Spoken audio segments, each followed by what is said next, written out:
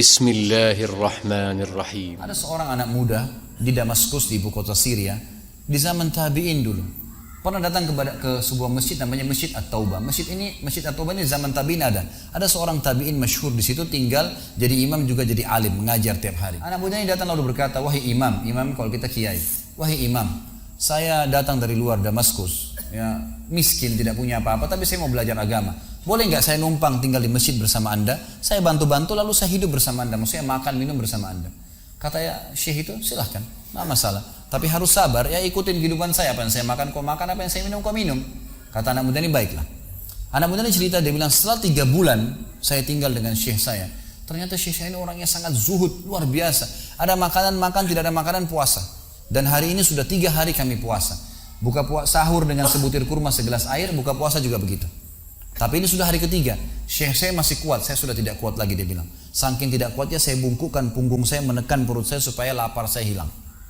Dalam keadaan begitu, syaitan datang menggacaukan pikiran saya sambil berkata, "Wahai anak muda," di benak saya terlintas, "sekarang sudah halal buat kau mencuri makanan.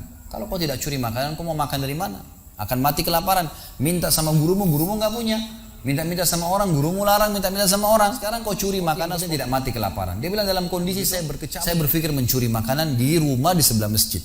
Zaman dulu teman-teman sekalian, dinding masjid tidak seperti kita sekarang ada tembok. Jadi zaman dulu tuh bisa dari tanah liat, atau kalau mau kuat, batang kurma ditebang atasnya, ditebang akarnya, ditancapin. Lalu didempet-dempetin. Jadi dinding yang kuat. Dan rumah orang sama masjid berdempetan dindingnya.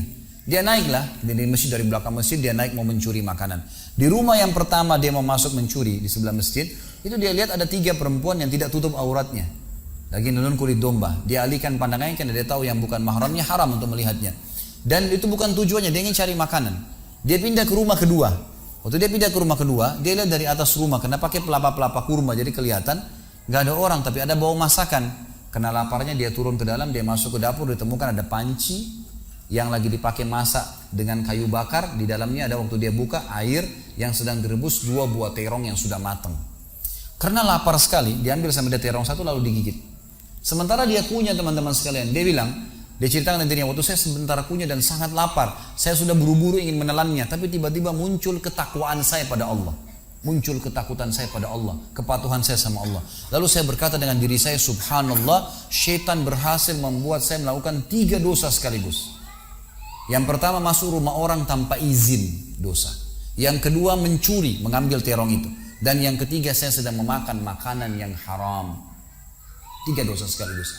Maka dia bilang, tidak mungkin Allah membuat saya mati kelaparan karena meninggalkan yang haram. Karena Nabinya Muhammad SAW sudah bersabda, "Man taraka sya'nillah abdalahu khairan min." Siapa yang meninggalkan sesuatu karena Allah, Allah akan gantikan yang lebih baik darinya. Lalu saya lempar gumpalan makanan terong itu ke lantai dapur tersebut, lalu saya kembali ke masjid. Dan masih ada pengajian, saya tidak bisa tangkap apa yang sedang dibahas karena laparnya. Waktu bubar pengajian, dia bilang, guru saya duduk di kursinya, saya pun duduk di tiang salah satu masjid. Ada 1 orang tua di belakang masjid. Lalu masuklah seorang wanita dari pintu masjid bercadar, berbicara dengan guru saya sambil guru saya menundukkan pandangannya. Setelah itu guru saya mengangkat kepalanya lalu melihat ke arah saya dan memanggil, "Kesinilah muridku." Datanglah saya, kata anak muda ini. Lalu ditanya oleh guru saya, "Apa kau sudah menikah?" Dijawab oleh muridnya, "Belum." Lalu ditanya 2 kali, "Apa kau ingin menikah?" Dia tidak jawab. "Apa kau ingin menikah?" Tidak jawab. Sampai 3 kali, "Apa kau ingin menikah?" Dia tidak jawab. Lalu kata anak muda ini, "Wahai imam, wahai syekh, ya guru saya setelah Allah subhanahu wa ta'ala, hidup saya bergantung pada anda. Apa yang anda makan, saya makan. Apa yang anda minum, saya minum. Sekarang sudah 3 hari kita punya makanan dan minuman, puasa. Dan saya sangat lapar. Kalau saya nikah, saya mau beri makan dari mana istri saya?" Lalu kata syekhnya, "Ini perempuan di sebelah saya yang bercadar, baru selesai masa iddah meninggal suaminya, 4 bulan 10 hari. Dan dia ditinggalkan harta yang cukup, dia masih muda, dia takut fitnah. Dia ingin saya carikan jodoh, saya anggap kamu cocok. Kamu mau?" Dia bilang iya. Tanya perempuan, "Kamu mau?" Dia bilang iya. Syekhnya keluarin kendi dari kamar, dikasihkan jadi mahar, panggil walinya perempuan, panggil 2 saksi, kalimat akad, selesai. Hitungan menit. Lalu kata syekhnya, "Pulanglah ke rumah istrimu. Saatnya sekarang kamu pulang, udah. Nanti kalau mau sholat, mau ibadah, silakan datang ke masjid. Sudah nggak perlu lagi numpang di masjid gitu." Pulanglah dia sama istrinya. Dia ceritain, "Dia saya jalan sama istri, saya masih malu-malu, baru nikah.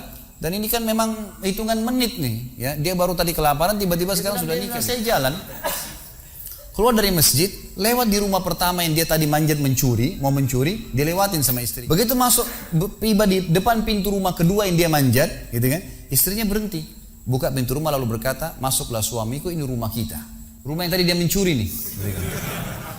Maka dia pun bilang, saya masuk ke ruang tamu, saya melihat di atas, ini benar rumah tadi yang saya masuk mencuri.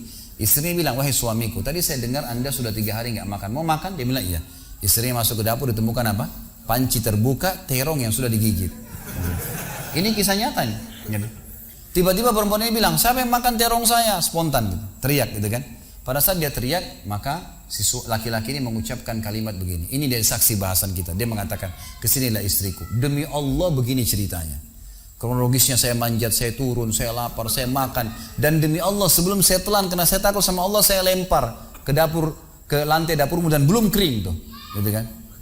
Maka perempuan ini mengucapkan kalimat. Saya berharap semua muslimah di belakang sana juga punya iman seperti ini. Kata para ulama, ucapan wanita ini perlu diukir dengan ukiran emas, karena menandakan iman yang luar biasa. Kata dia, wahai suamiku, engkau meninggalkan segumpal makanan haram. Allah jadikan makanan itu, pancinya, rumahnya, pemilik rumahnya jadi milikmu sekarang.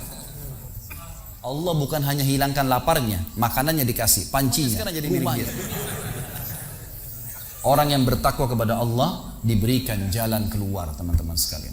Jadi bertakwalah sama Allah, hanya patuh dan tunduk kepadanya. Semua yang baik di mata Allah, semua yang buruk juga di mata Allah SWT. Dan jangan pedulikan urusan dunia ini, jalankan sesuai dengan apa yang Allah SWT inginkan. Allahu a'lam.